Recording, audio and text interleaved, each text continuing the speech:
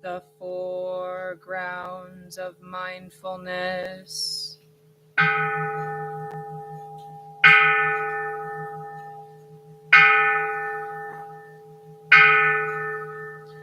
Section 1. I heard these words of the Buddha one time when the Lord was staying in the town of Kamasada Dharma in the land of the Kuru people. The Lord addressed the bhikkhus. There is a path which can help beings realize purification, overcome anxiety and fear, end pain, distress, and grief, and attain the right practice. This is the path of dwelling in the foreground of mindfulness. What are the foregrounds of mindfulness? They are the four methods of observing body as body, feelings as feelings, mind as mind, and objects of mind as objects of mind. Section 2. What is the way to remain established in the awareness of body as body? When the practitioner walks, they know they are walking. When they stand, they know they are standing. When they sit, they know they are sitting. When they lie down, they know they are lying down. When they wake up, they know they are waking up. Awake or asleep, they know they are awake or asleep.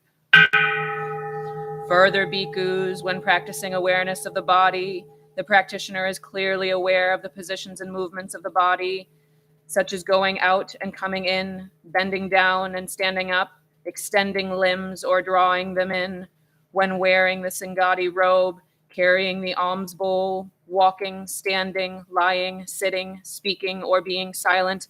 They know the skillful way of being aware. Further, bhikkhus, a practitioner is aware of the body as body. When breathing in, they know that they are breathing in, and breathing out, they know they are breathing out. When breathing in a long breath, they know they are breathing in a long breath. When breathing out a long breath, they know they are breathing out a long breath. When breathing in, they are aware of their whole body. Breathing in, they are aware of the cessation of the activity of their body. Breathing in, they are aware of the cessation of the activity of their speech.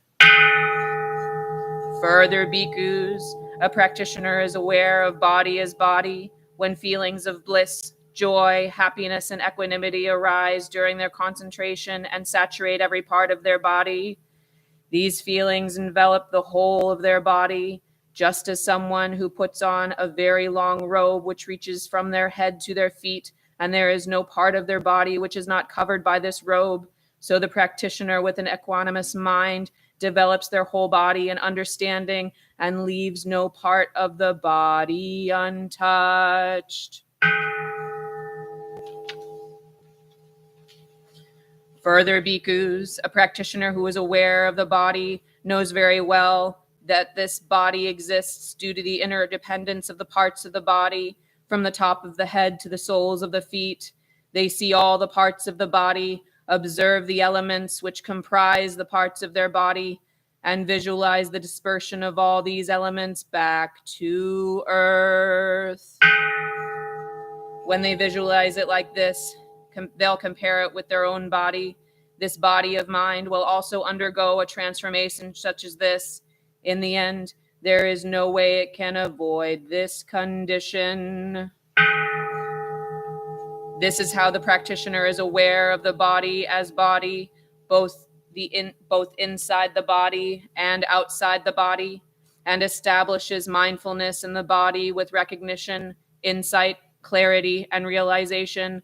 This is called being aware of body as body. Section 3. What is the way to remain established in the awareness of feelings as feelings? When the practitioner has a pleasant feeling, they know immediately that they are having a pleasant feeling. When they have an unpleasant feeling, they know immediately that they are having an unpleasant feeling. When they have a neutral feeling, they know immediately that they have a neutral feeling. The same is true when the practitioner has a pleasant, unpleasant, or neutral feeling in the body, of the mind, of this world, not of this world, with desire, not associated with desire. This is how the practitioner is aware of feelings as feelings, both inside the feelings and outside the feelings, and establishes right mindfulness. If there are bhikkhus and bhikkhunis who meditate on feelings as feelings, according to these instructions, then they are capable of dwelling in the meditation on feelings as feelings. Section 4. What is the way to remain established in the meditation on mind as mind? When the practitioner's mind is attached to something, they know it is attached to something.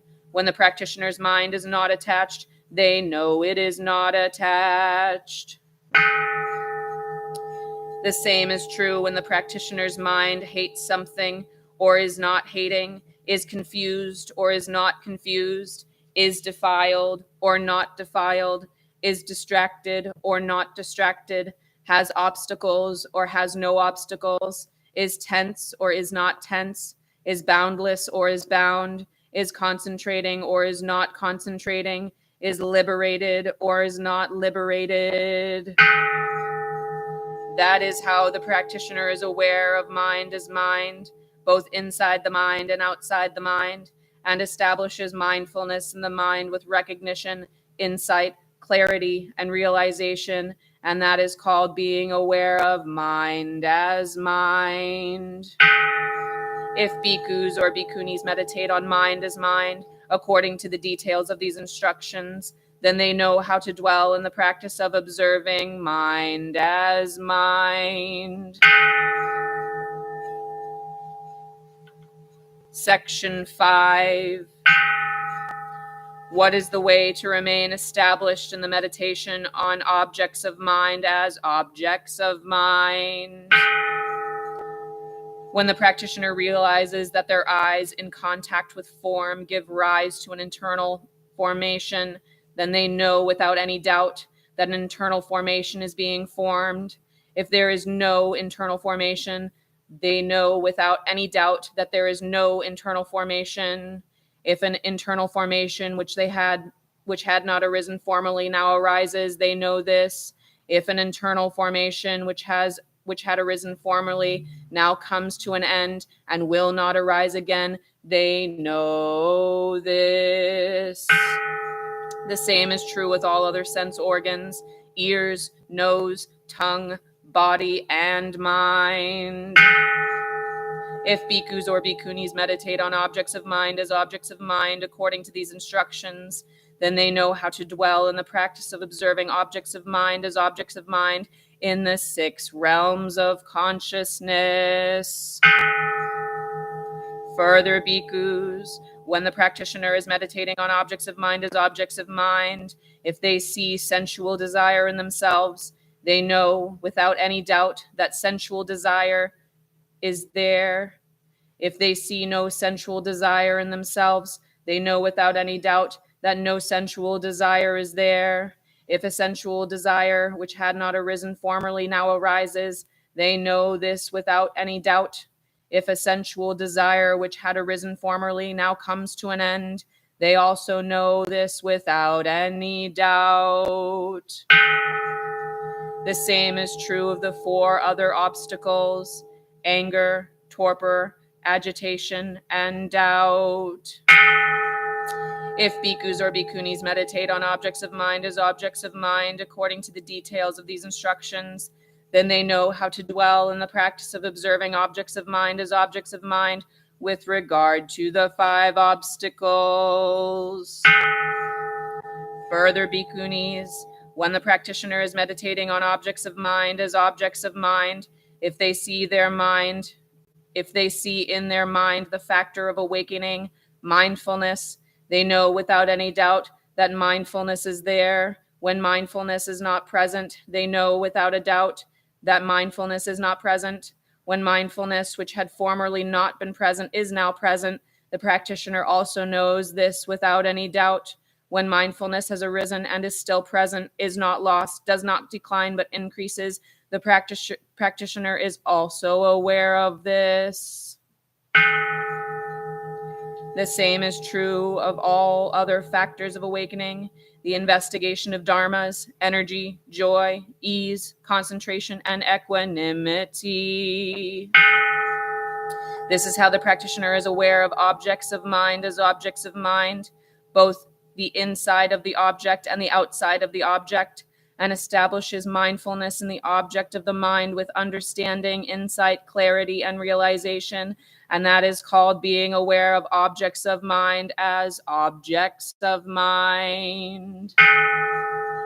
If bhikkhus or bhikkhunis meditate on objects of mind as objects of mind according to these instructions, then they know how to dwell in the practice of meditating on objects of mind as objects of mind with regard to the 7 factors of awakening.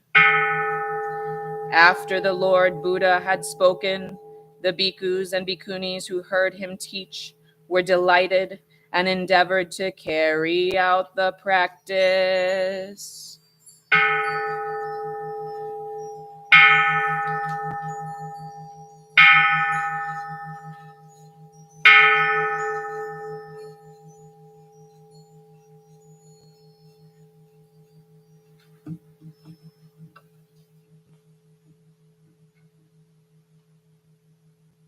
And we bow.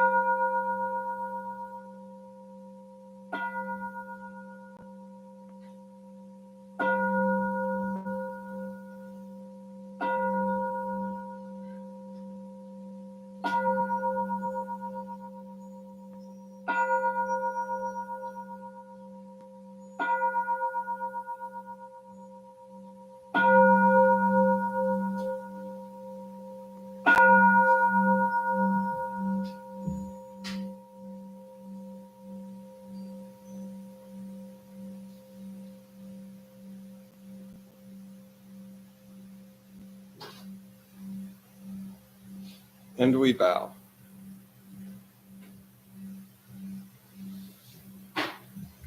Good morning, Sangha. Good morning. You may be wondering why there's a bench over there. Well, we had a little excitement this morning. Someone shot a hole through our window out there, and there's glass, and it's not not safe for us. So there's just one bathroom downstairs. So please use that. It's our board president, Poshi, is taking care of it, and it'll be cleaned up and safe soon, but probably not for this particular, before we leave today. So with that, let's stand up and greet each other silently with a bow, or however works for you.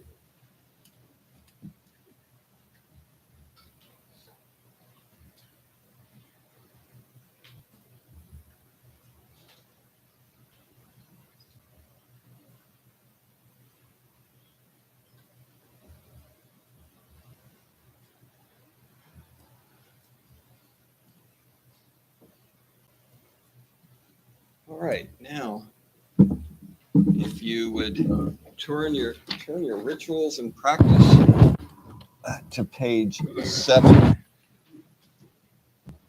we will do our 3 refuge vows.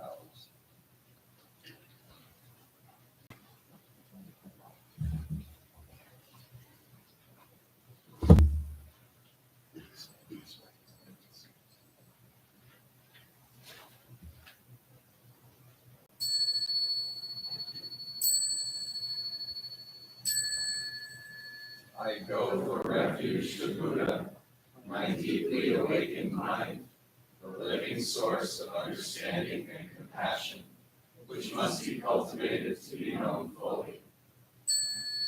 I go for refuge to Dharma, the path of mindful living, leading to healing, joy, and enlightenment, the way of peace, which must be cultivated to be known fully. I go for refuge to the Sangha, the loving and supportive community of practice, realizing harmony, awareness, and liberation, which must be cultivated to be known fully. I am aware that the 3 jewels are within my heart. I vow to realize them. I vow to understand living beings and their suffering. I vow to cultivate loving kindness and compassion, and to practice joy and equanimity. I vow to live simply and sanely, content with few possessions, and to keep my body healthy. I vow to let go of all worry and anxiety in order to be light and free. I am aware that I owe so much to my parents, teachers, friends, and all beings. I vow to be worthy of their trust, to practice wholeheartedly, so that understanding and compassion will flower, and I can help living beings be free from their suffering. May the Buddha, the Dharma, and the Sangha support my efforts. May the Buddha, the Dharma, and the Sangha support my efforts. May the Buddha, the Dharma, and the Sangha support my efforts.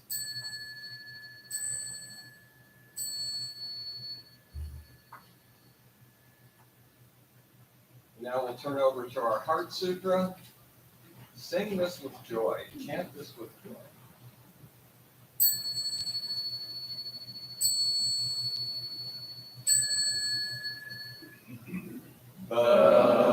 Maha Prajna Paramita Hridaya Sutra.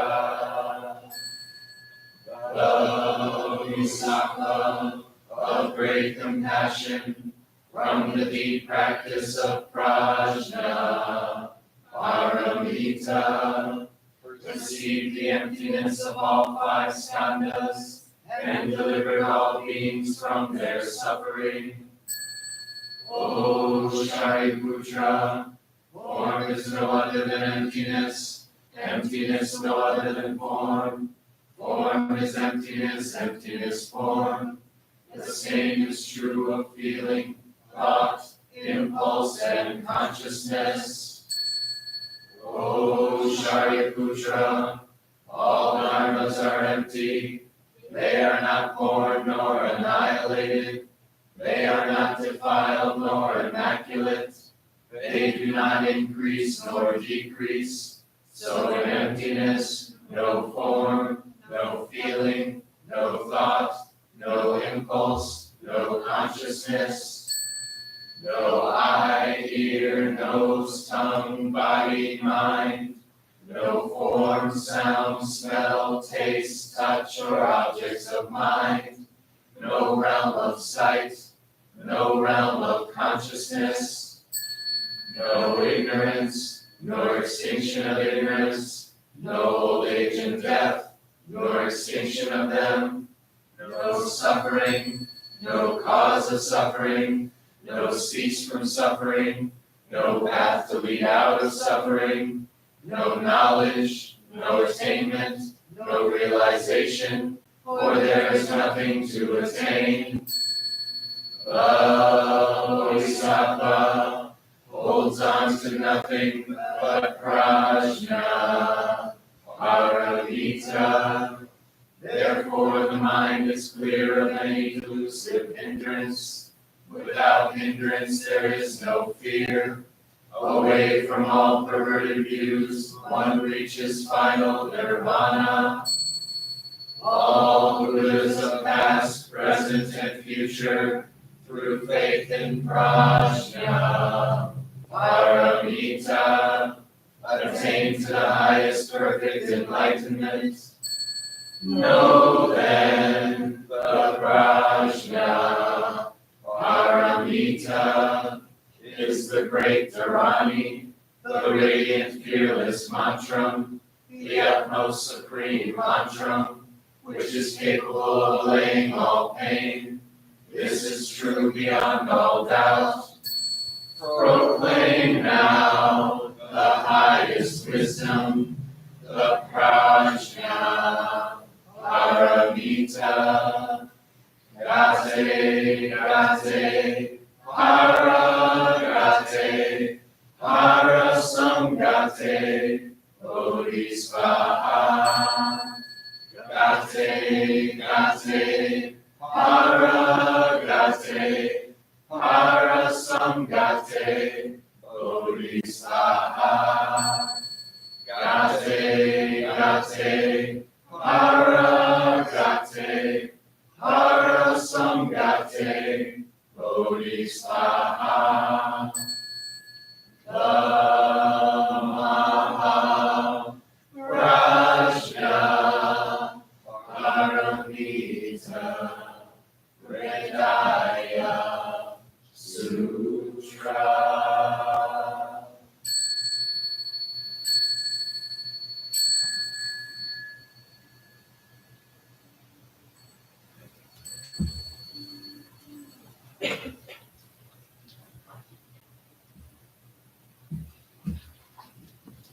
Please be seated. Thank you. That was beautiful this morning. Before I start it, I have a big bunch of gratitude this morning for that window. One part of that is some of you may not realize that I think maybe 7 or 8 years ago, we had a car fly through that window. Came all the way through the bathrooms, all the way into the dining hall. We had floods. We had to be out of here for maybe 2 months, a month and a half until it got fixed. If somebody had been sitting in that area, in that couch we have, love seat out there, they would not be here with us today. And so I am grateful that that didn't happen, and I'm grateful for that bullet that just went through and hurt nothing, not even a piece of art that was hanging there by Kunga. So today's talk, does Buddhist loving kindness metta meditation work? The reason I'm having this talk today is one of our Sangha members asked me about metta. And this is the response to that. What's the difference between praying to God and metta? I'm not going to say loving kindness metta meditation every time. We'll just refer to it as metta, because that's what most of us know it as. If we're doing it for someone specific, is there any difference between that and just writing a card or making a phone call? And who benefits? What's the impact and who benefits? We're going to do something different today. We're going to do the meditation first, so you have a feel for what it's like. I imagine some of you, I know at least one person hasn't done this before, and probably others. We don't do it that often here. So settle in, get comfortable. It's going to be a little longer than usual, around 20 minutes. If you have to move, go ahead. But if you're sitting on a cushion, get your knees and back and everything aligned well.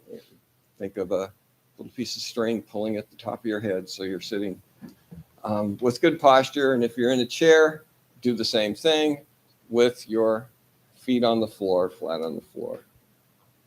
So it's a guided meditation, and it will begin and end with 3 strikes of the bowl.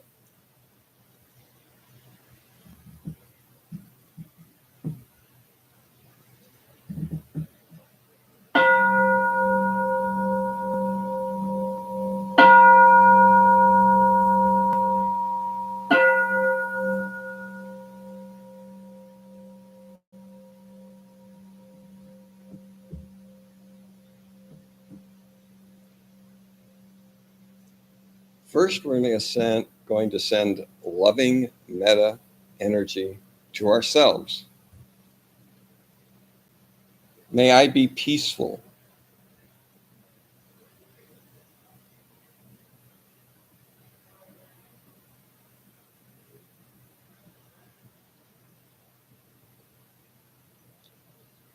May I be content.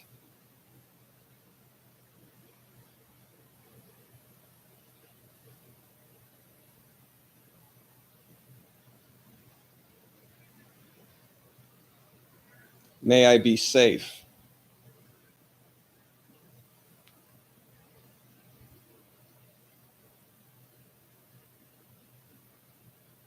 May I be free.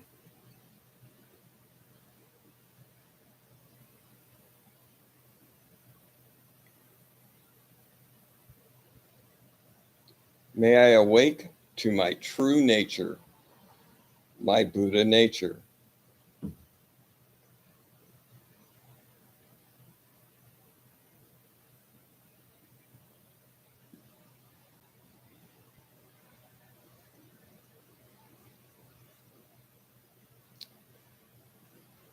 Next, we're going to send love to the person who shot a bullet through our window. May they be peaceful.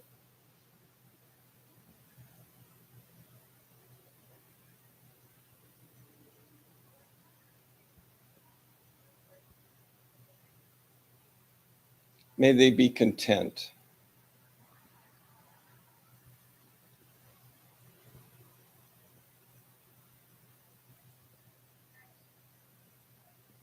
May they be safe.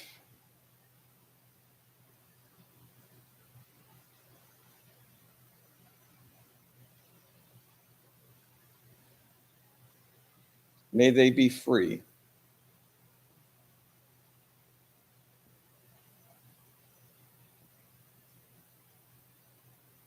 May they awake to their true nature, their Buddha nature.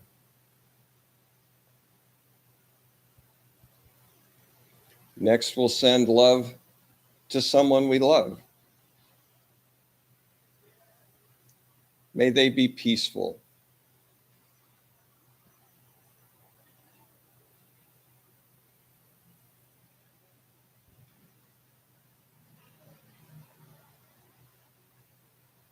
May they be content.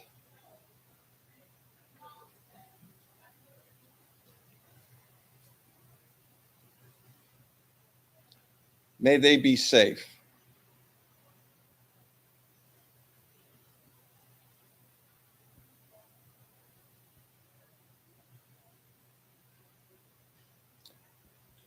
May they be free.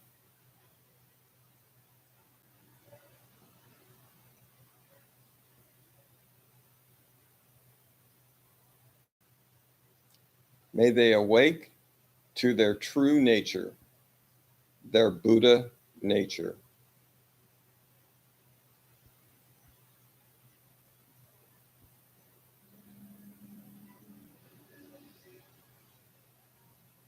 And next, we're going to send love to someone we have no feeling about one way or the other. Maybe just somebody standing in line with you, waiting at the checkout stand or whatever. Just someone that brings up no feelings one way or the other.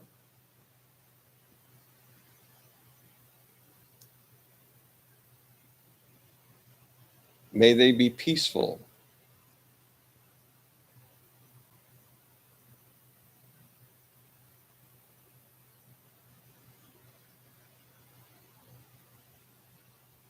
May they be content.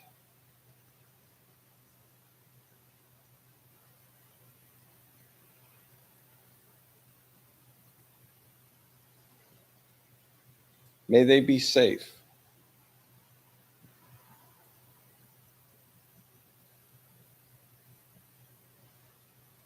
May they be free.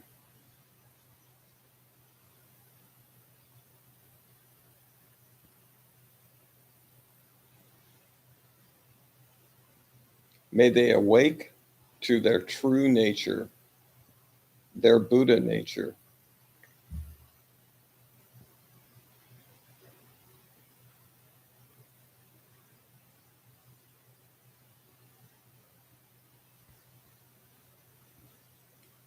Now let's send love to someone we don't like.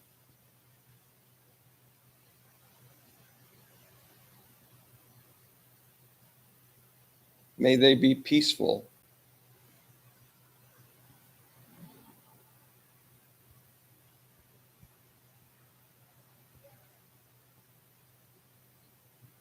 May they be content.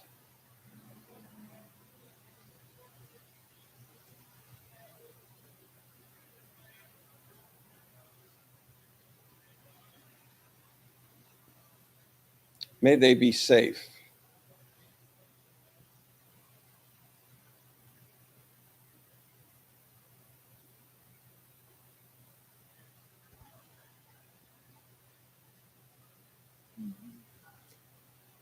May they be free.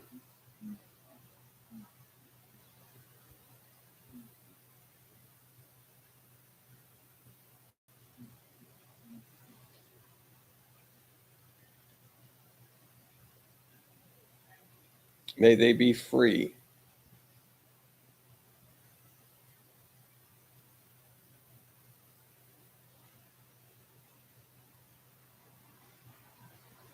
May they awake to their true nature, their Buddha nature.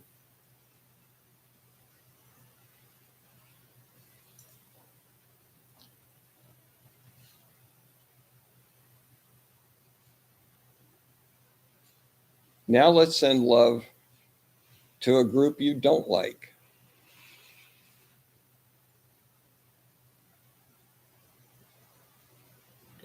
May they be peaceful.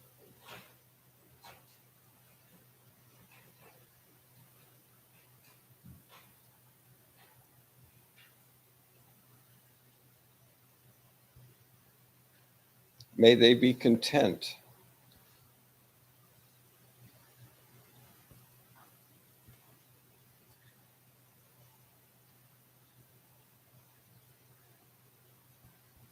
May they be safe.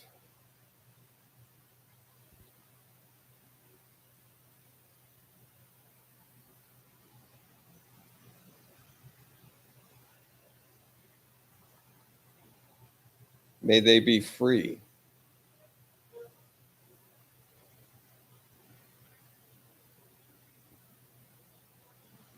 May they awake to their true nature, their Buddha nature.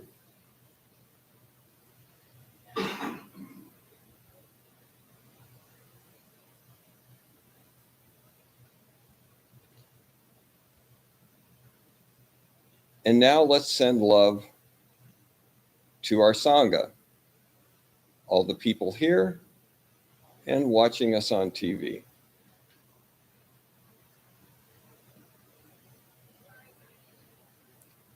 May they be peaceful.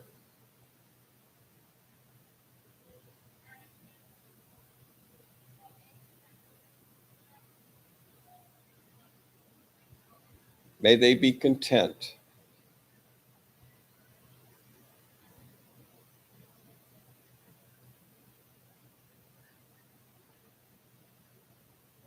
May they be safe.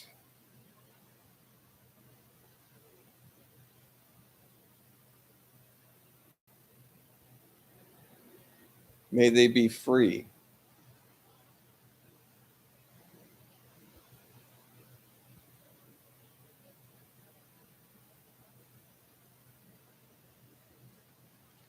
May they awake to their true nature, their Buddha nature.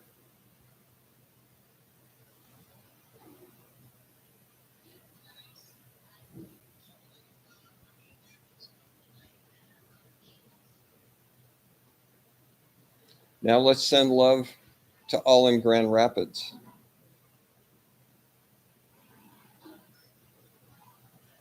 May they be peaceful.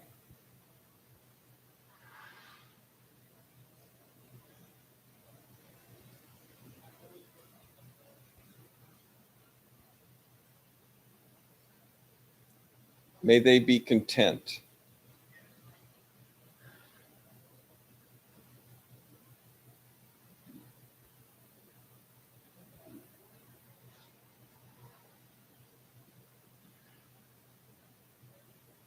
May they be safe.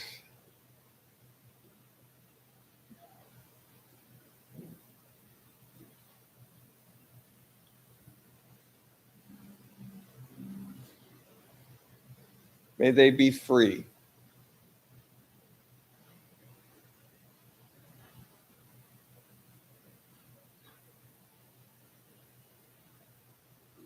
May they awake to their true nature, their Buddha nature.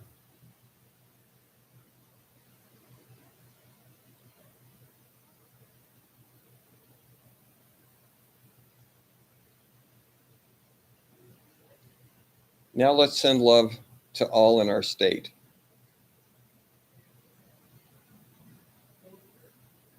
May they be peaceful.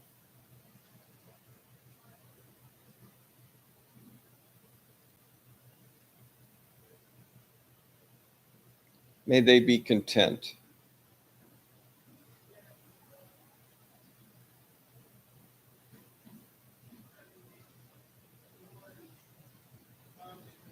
May they be safe.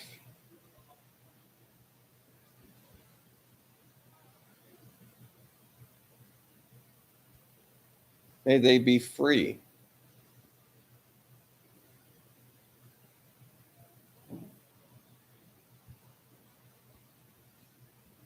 May they awake to their true nature, their Buddha nature.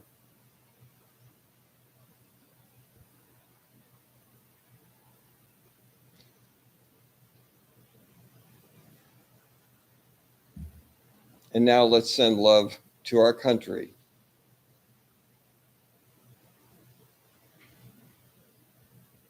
May we be peaceful.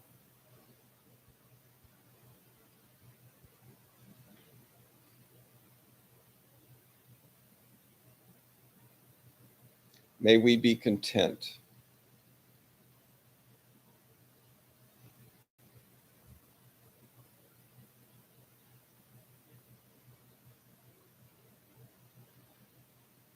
May we be safe.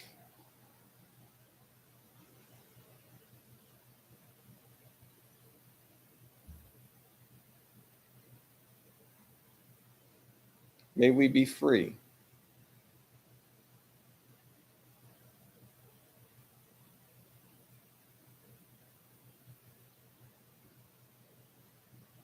May we awake to our true nature, our Buddha nature.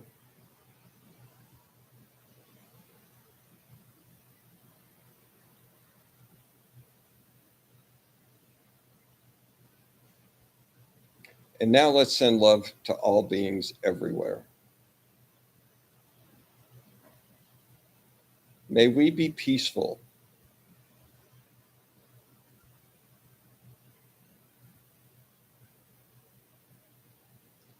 May we be content.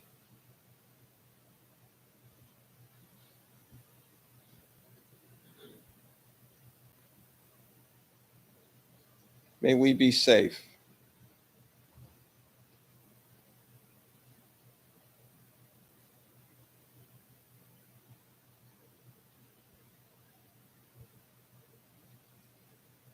May we be free.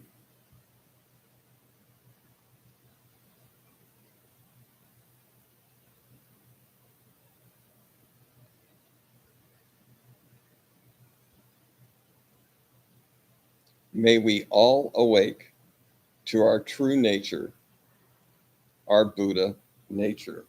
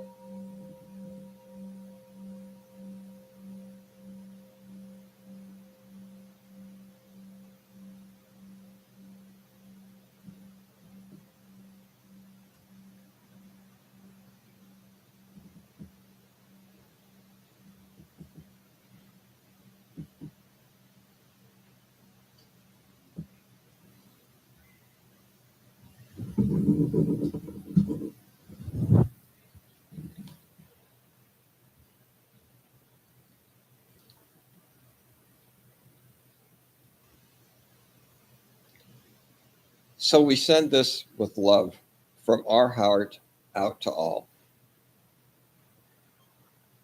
The reason we start with ourselves is because you truly can't send pure love out to others until you really, and you can't release the self until you love the self. The more you fight that ego, the harder, the bigger it's going to be. So, and to send out love, my father loved me dearly. There is no doubt in my mind that that man loved me. But what he also did was he gave me all his insecurities, and there were numerous ones. And so we think we're sending out that love, but if we're still all cut up in our brains, then that love is impure. And that doesn't mean that people that have issues shouldn't love each other, but to just understand and to send out love, but to understand, I have to get right with myself before I can get right with the world. We just conspired with the whole universe, rocks, trees, plants, animals, people, to do this love. In Buddhism, there is a basic belief in oneness. My teacher, Ko, used to love to say, and probably still does, haven't seen him in a while, 0 degrees of separation, no separation.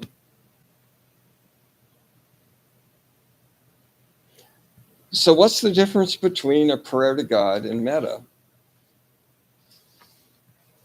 Well, there's a 1997 Harvard study of 1,802 heart patients had open heart surgery. And so Harvard did this study, and prayed for half of them and didn't for the others, and they concluded that prayer doesn't work because there was no appreciable difference. But a professor at Hope College, Professor Meyer, responded, now all this is in his words, even though some people believe in a vending machine kind of God, his words, that they can appeal to change things, it is not the point of prayer. If that was the point, there would be no wars, no hunger, no suffering. And I would add that both sides of a sporting event would win. We know how we pray. Make that field goal. Don't make that field goal. He says the point of prayer is to humble ourselves and see that we are totally helpless and powerless without God. An excellent example of the power of God is in AA. I've been in and around AA since 1987, and I have seen numerous people do step one, admitted we were powerless over alcohol, our lives had become unmanageable. My daughter has, I think, 503 days today. She constantly talks about her higher power. Who am I? And I got to admit, sometimes I get this, I'm a Buddhist. Ooh, I have a higher understanding. Yeah, shut up, We take a vow not to disparage other religions. That works for my daughter. She's with God when she's particularly in nature, and her higher power has set her, she was a mess, just like I was when I was a kid, and AA has turned around her life. So that's the power of prayer to me. Now we go back to Buddhism, and this, you heard it said that our true nature is Buddha nature. Well, we believe everyone has Buddha nature. Everyone has Buddha nature. So we look at Mother Teresa. That's easy to see, right? How about Hitler? That's so easy to see. It's a tough one. But this thing is perfection. If you accept this idea that all have Buddha nature and that all, hold that power,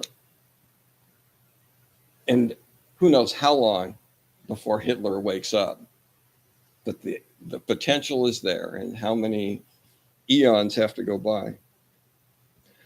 We talk about that kind of perfection in the Heart Sutra, and that's a weird thing to listen to at first. No suffering, no cause of suffering, no cease from suffering, no path to lead out of suffering, no knowledge, no attain. No. It's like, what are you talking about? It's a lot to study. But the simple version of that is that, look at this right now.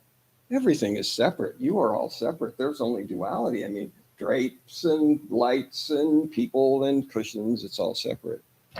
Well, that's the reality we live in, and that we were brought to this reality. We not brought, I'll take that back. We came to this reality. Ultimately, nothing brings us. We do this all to ourselves. But the Heart Sutra shows another reality, and you could say a higher reality, certainly a more peaceful reality, where it is all one. And there's no duality. Thich Nhat Hanh gives a great example of that. Look at the ocean. We are the wave. We rise, we have this brief little moment where we're alive for who knows how many years, and then the wave subsides and we pass on. We're still part of the ocean. And we were looking kind of separate for a while, but then we're back. I used to use the idea of a drop of water that's individual, but then it goes back in. But Thich Nhat Hanh's is beautiful. The wave.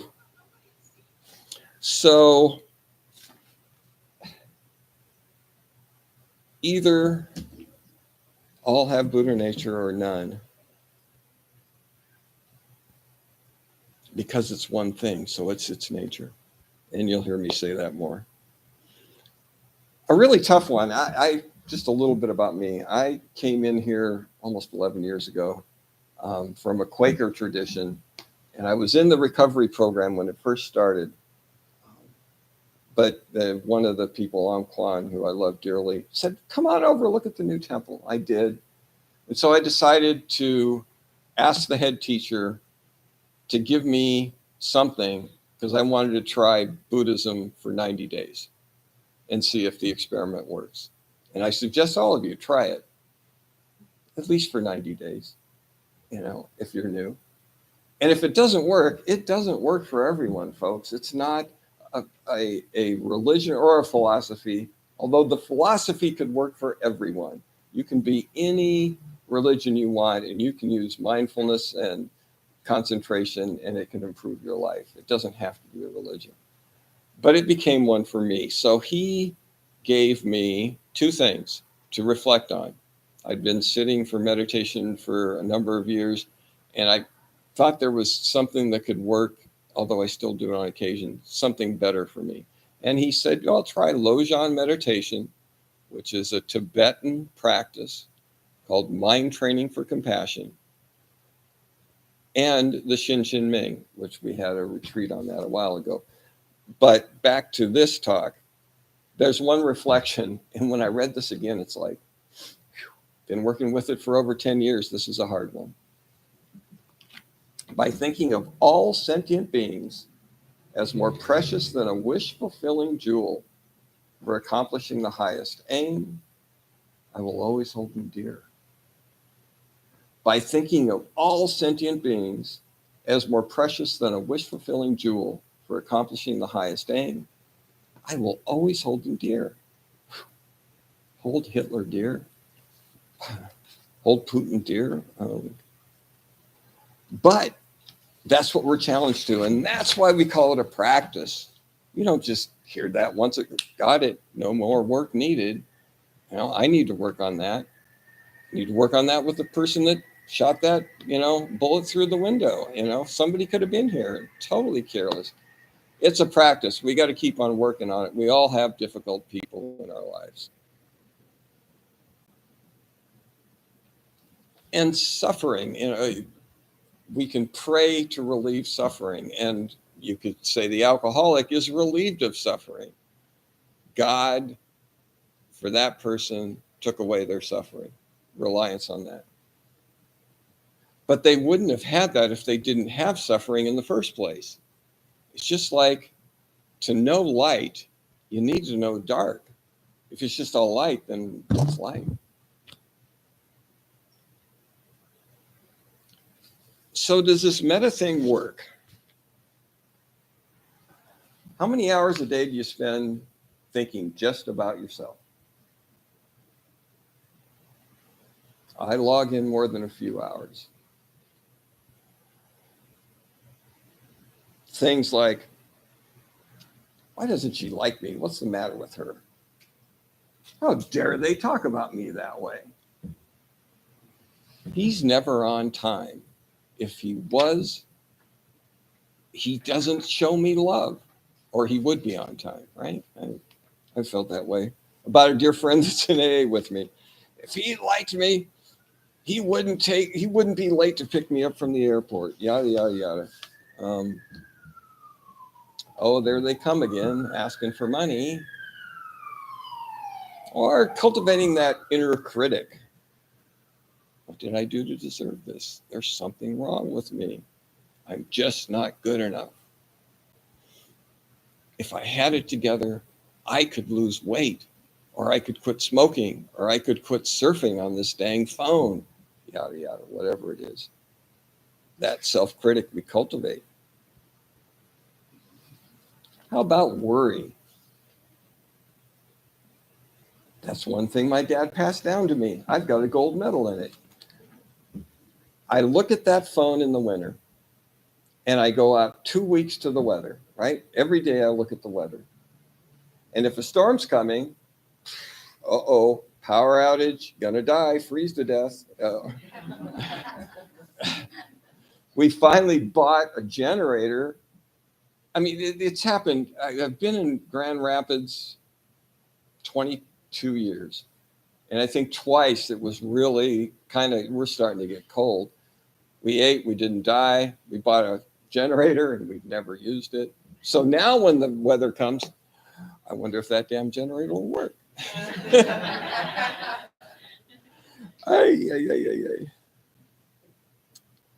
So with Metta, it takes us out of our own heads. It takes us out of our selfish blah, blah, blah, all the time. And we're sending out that loving kindness.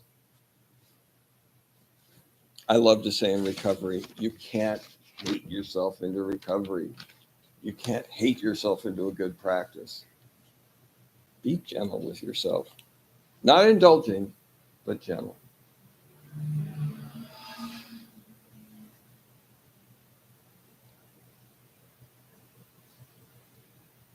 So, concluding, there is a power in God. AA is a prime example. And there is Metta in AA. I started thinking about this, the 12th step. Having had a spiritual awakening as the result of these steps, we tried to carry this message to others and practice these principles in all our affairs. So, if you look at AA, get yourself together, do all the, all the amends, do all that work, see what your tendencies are. That's what we do in our recovery, Buddhist recovery. Here we look at tendencies. Traditional AA looks at character defects. Okay, if that works. Tendencies we like better for us. Or it's just, shouldn't even say better. It just works for us. So, sending that card, making that phone call, it's not Metta, but it is thoughtful. Go ahead. I can't prove beyond a reasonable doubt that Metta works, but it works for me, and I think it works for some of you. I'll finish up with a personal story. I was shopping in Sam's a couple days ago, and I looked over to my left, and here was a lady pushing a wheelchair. I looked closer, and what I found out later, her son is like this, bent over, and that's his position. That's the way he lives, like this.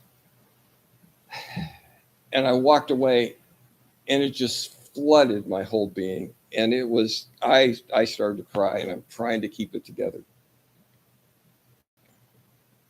And so I walked away. And then when I composed myself, I thought, I want to see if I can find her in him.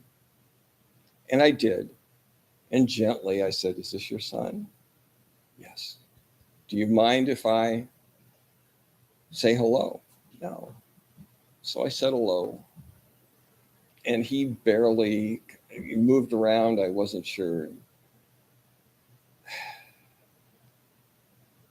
It did something for me. It opened up my heart.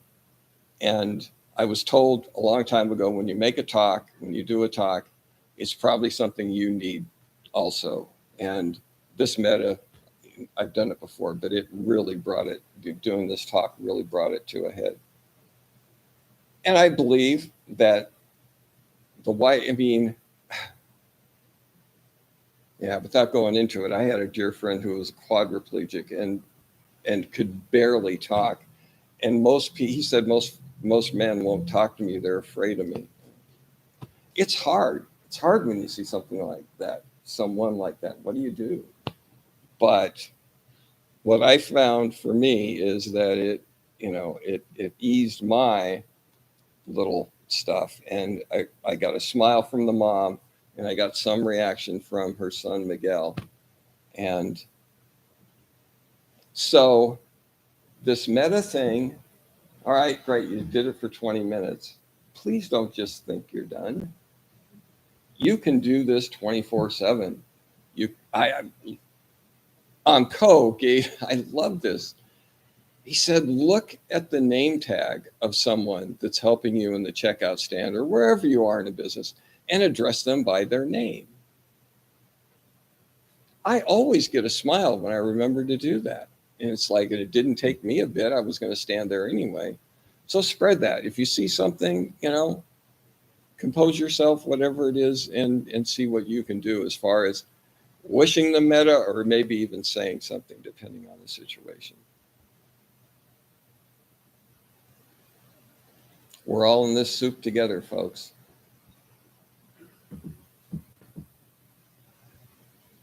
So are there any brief questions or comments? Ran a little bit late here, but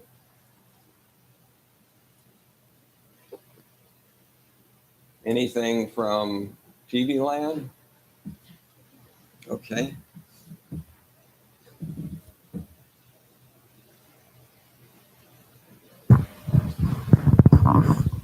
Thank you so much for this talk. I'm so happy that we started out with metta meditation. I do a form of this just about every day. And I'll just offer that I started doing it a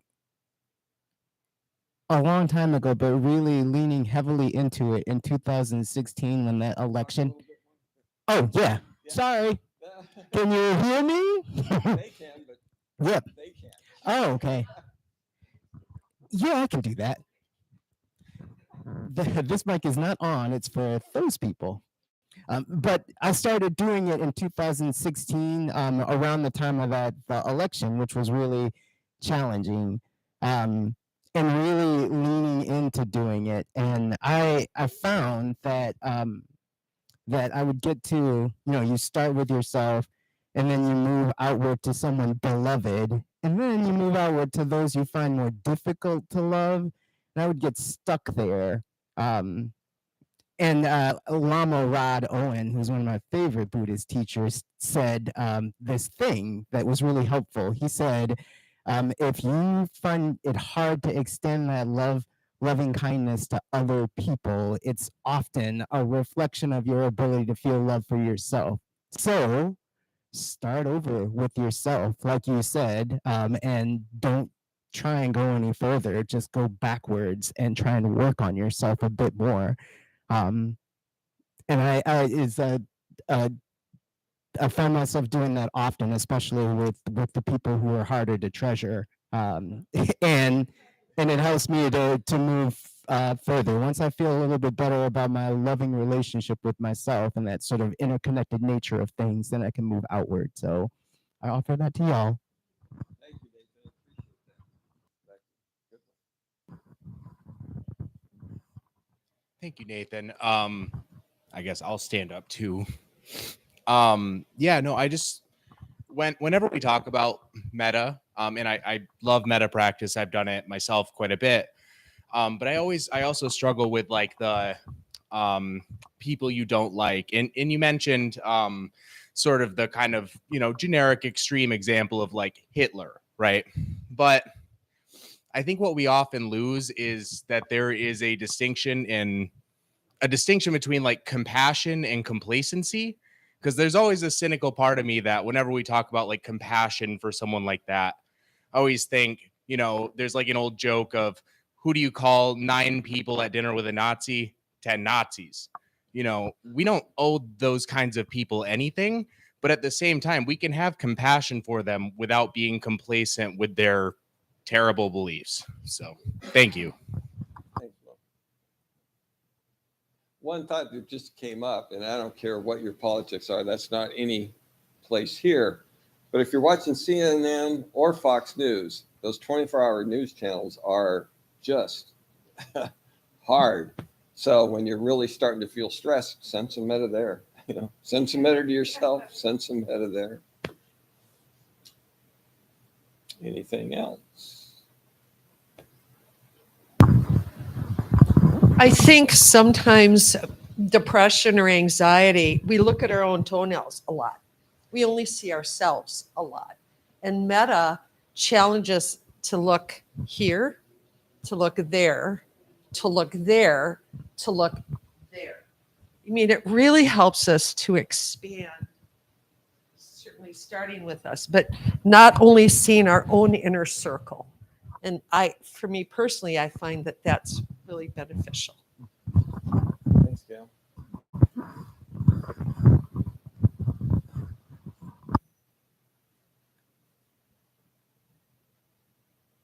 Okay. Nothing else? So one, yeah, one right here, Jeff.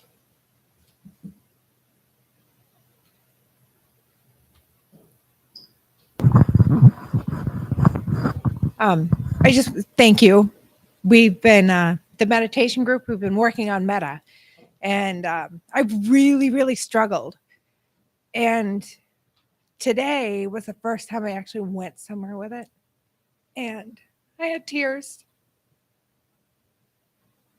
But I just want to say thank you.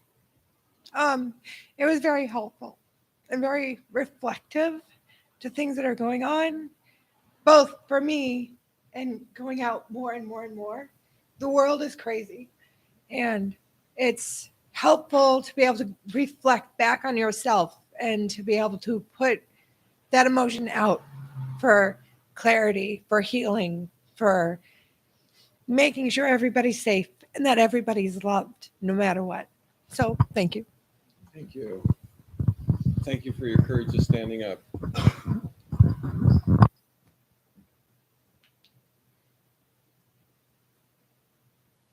Anybody thinking about it?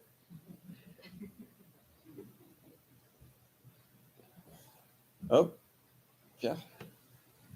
Right here. Oh. Thank you. Hi everyone. I'm Ha. I'm from Kentucky. I just come here for the summer. Just a little louder. Oh, a little louder. I come here for an internship. So just last week to Michigan. So when I know there's a Buddhist temple, I come here today. So I haven't been Buddhist for only 2 years to Thich Nhat Hanh. Yeah, monk, Vietnamese monk.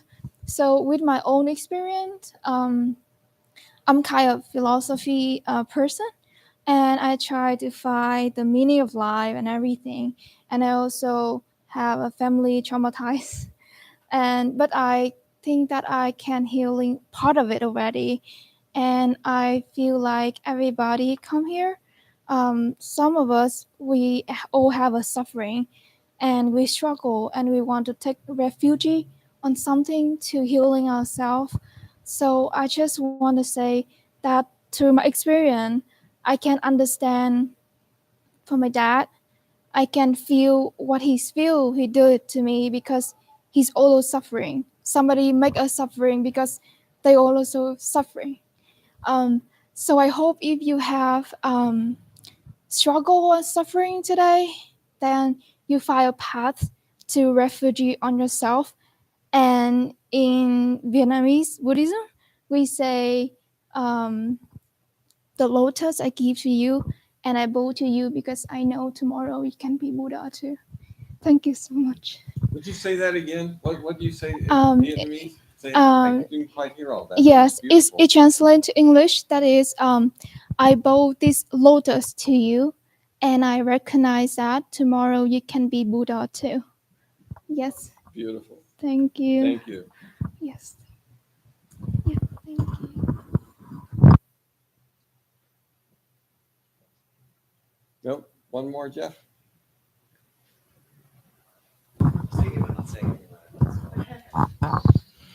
Something that personally helped me a lot with being able to be compassionate, especially to those figures such as Hitler or people who have done horrible things, is to start to think, well, am I really all that different from Hitler? I'm a human being. I have 2 arms. I have 2 legs. I'm raised in certain cultural contexts. My parents gave me certain information, and so was he. It's so easy to look at someone like Hitler and think, oh, I couldn't possibly do anything like that. Until I really thought about it, I'm like, oh, there actually are conditions and causes that could cause me to do something like that. Holy crap.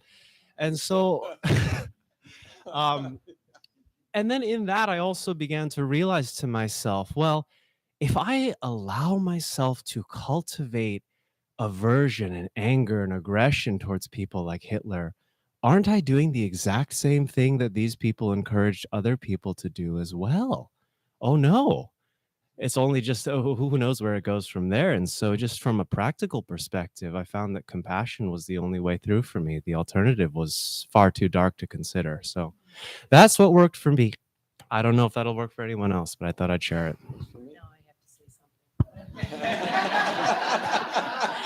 I wasn't going to say anything either, but I've never been able to get past that person that I did not like. I only have one.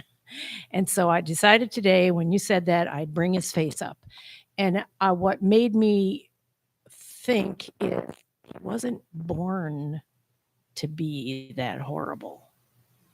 So something happened to make him be such a hateful person. So then I guess he had a lot of suffering in his life, and maybe he still does. So I'll keep on keeping on. If at least I got past it without having bad stuff happen. So thank you for that. Thanks, Ellen.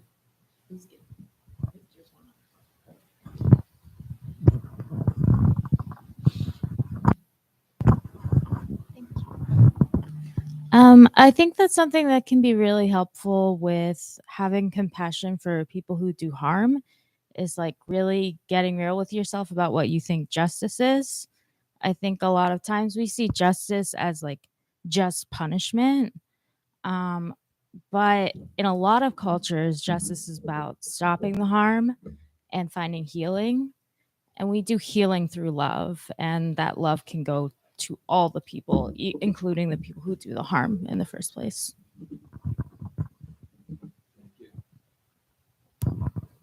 I think it's important. Realize what you're cultivating. When we go through the refuge vows, we say cultivate. Are you cultivating love? Are you cultivating anger, hate? Oh.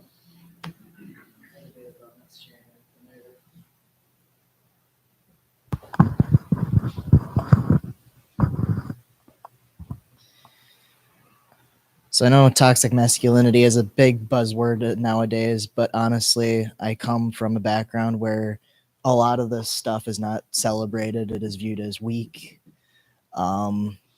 If someone hurts you, you have to hurt them back. Otherwise, you didn't stand up for yourself. And that doesn't work. The whole thing, the eye for an eye, makes the whole world go blind. Hearing you speak honestly today, like your words, you are a role model to me, essentially. Like one of the very few people in my life that a masculine presence that actually cultivates and propagates those beliefs. So thank you. Thank you.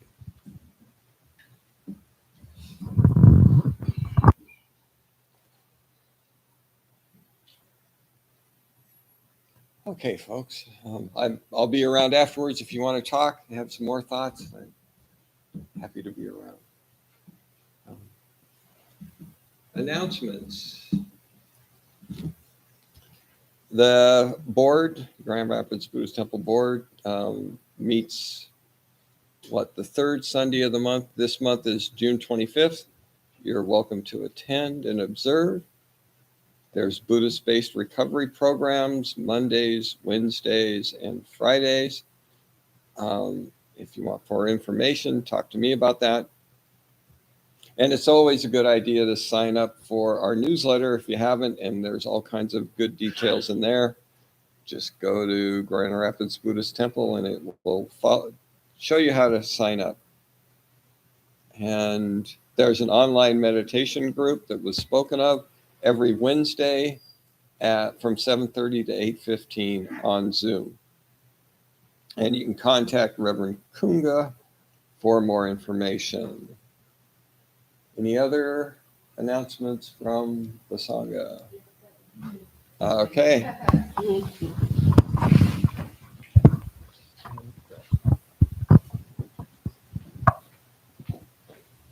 Good morning, Sangha. My name is Ellen, It's my turn this week to do the PSA for Donna, which in our practice is generosity. No one gets a paycheck at this temple. Everything that happens here is done by donation of money, time, or goods. So if you are able to, we have Donna boxes at both ends of the temple. You can leave cash or a check. You can also go to our website, zengr.org, and donate that way. Actually, when you do go there and there is a donation button, you can sign up to donate regularly, monthly if you want to, or just a one-time donation, which is very nice. If you're watching out there in YouTube land, there's a Seymour, I always think of a guy, Seymour. Seymour, I know. A drop-down menu, which will also take you to the PayPal site. Also, there are QR codes on both of the boxes, which you scan, and that will also take you to donation. Besides monetary donations, donation of your time is always accepted. Helping set up, helping to tear down, helping to help with the tech guys, any kinds of helping with window replacement. Is always wonderfully accepted. And by goods, we always need toilet paper and paper towels and tea bags and anything else that might come along. But yes, Donna is a very important part of our practice. Thank you. Thanks, Ellen. One brief thing that brought to mind, when you're meditating, if something bothers you, then everything will bother you. Right? I got to admit, it took my concentration away when they were talking so loudly and I could hear. It's like, nope, stick with it. And that's why it's a practice. You just bring it back to the center. So, if there's no other announcements, let us close with. Yes. So, if everybody can help us. The black cushions and mats go in the closet first, the tan chairs go second, and then the black chairs go to the Great, thanks, Gail. And all the rituals and practices and papers, if you put those in the booklets, let's just stack them on the bench here, because we're obviously not going out there. So we will end with our closing gathas on page 9.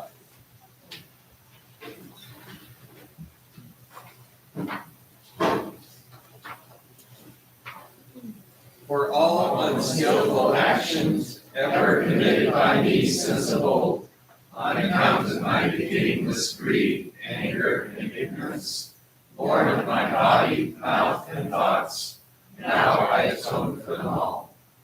Vast is the robe of compassion, a formless field of benefaction.